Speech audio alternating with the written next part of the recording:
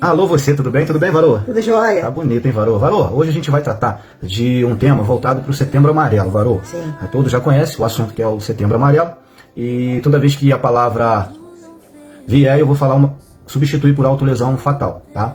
Então, à luz das Escrituras, a gente vê eventos semelhantes ao que a gente vê hoje. Não é mesmo, Varô? A gente separou um versículo que vai servir de fundamento para a gente iniciar essa fala. Lê pra gente, Varô. Então, a palavra do Senhor encontra-se em 2 Samuel 17, versículo 23, que diz: Vendo Aitofel que o seu conselho não havia sido aceito, selou o jumento e foi para casa, na sua cidade natal, pôs seus negócios em ordem e depois se enforcou. Pois é.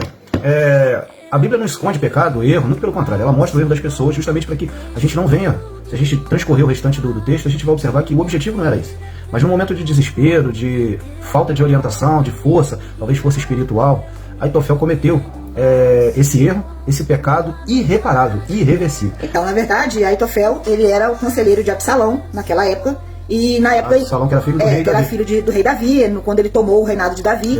E Absalão, ele era conselheiro. Aitofel, ele era conselheiro de Absalão. Sim. E em algum momento, Absalão não ouviu mais Aitofel. Sim. E aí Aitofel entra num quadro depressivo. Começou a desprezar os conselhos de Aitofel. E nesse momento ele entra num quadro depressivo. Muito profundo. E não aceita que as coisas não estavam saindo de acordo com o que ele queria. Certo. E toma essa atitude da autolesão fatal. Sim, justamente porque a depressão tomou conta dele ali e ele não conseguia entender de outra forma. Sim. Ele não conseguia achar uma solução, na verdade? Ele não conseguia achar uma solução a não ser aquilo ali. E isso acontece nos dias de hoje. Muitas pessoas se mergulham no problema, se deixam levar, como aquela música fala, deixa a vida me levar. Muitas pessoas, por suas escolhas erradas, tem até uma frase que eu gosto de carregar comigo, a semeadura ela é facultativa, mas a colheita ela é obrigatória. O que significa? Que muitas das vezes, pelas nossas escolhas, ou pela caminhada que a gente decide trilhar, a gente acaba colhendo, muitas das vezes, coisas que a gente não esperava, que a gente jamais imaginava, e isso nos leva a uma depressão absurda.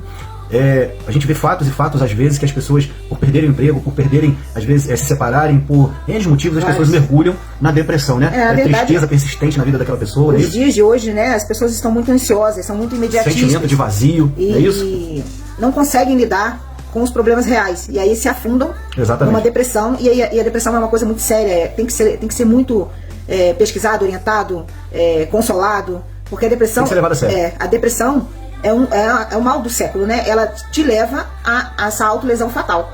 É um dos sintomas que te leva a essa autolesão. Então você tem que, se você tem um parente, alguém do seu lado que está com depressão, você tem que estar de olho nos sinais. Não faça pouco caso, haja com atenção, porque são sinais, não é verdade? Choro frequente, falta de insônia, tristeza que não passa, sentimento de vazio a todo momento, alteração do sono. Então a gente vê isso. A Bíblia ela é muito restrita ali, ela não fala sobre isso, mas hoje a gente dá muita voz à ciência. A ciência pesquisa, estuda, analisa, mas o que acontece? É o que você está falando, né, Varô? A gente não pode deixar de cuidar de forma humana, física, espiritual, científica, buscar um médico. Você tem que procurar apoio, você tem que procurar pessoas que vão te dar um suporte psicologicamente falando, mas também a gente não pode deixar de cuidar do nosso lado espiritual. Exatamente. A gente não pode deixar de buscar a Deus, a gente não pode deixar de orar, de pedir forças, porque é só nele que nós temos força. Exatamente. E é aí que eu quero chegar, só pra gente não demorar muito, a gente muitas das vezes inverte o fator. A gente, como crente, como cristão, a gente deve lembrar que o Senhor é nossa força, o Senhor é nosso refúgio, o Senhor é que nos levanta a cada dia. Fortaleza. Então o que acontece? A gente tem que, em primeiro lugar, ter fé, buscar no Senhor força, buscar no Senhor aquela esperança, buscar no Senhor esperança de salvação, de solução, porque o Senhor traz. Quando a gente busca o Senhor, Ele vem na nossa direção e traz o conforto, traz a direção. Não que você não vá precisar também de um tratamento, mas eu estou querendo dizer o seguinte: existem caminhos para você fugir da depressão, seja ele através da fé, seja ele através da ciência. A gente não pode ser hipócrita de achar que só a fé vai ser o suficiente, porque muitas das vezes a pessoa não está no nível de maturidade da fé a ponto de se blindar de uma depressão. Às vezes ela está frágil, não é verdade? Sim. Às vezes ela está fraca, não é verdade? Certamente ela está fraca. A pessoa que está com pensamentos assim ruins contra a sua própria vida, ela não está boa, ela está precisando de atenção, precisando de apoio. Isso. E aí entra a ciência e o espiritual. A gente tem que tentar levar para essa pessoa tanto a forma científica da coisa, né, uma ajuda psicológica, psiquiatra, uma terapia e a palavra do Senhor. Isso. Nós temos que estar sempre mostrando que Deus é maior na nossa vida, que sem Ele nós não somos nada. É verdade. A gente tem um dos exemplos, né, na Bíblia de depressão foi Elias. Verdade. Mas Deus mostrou para ele que tinha muitos planos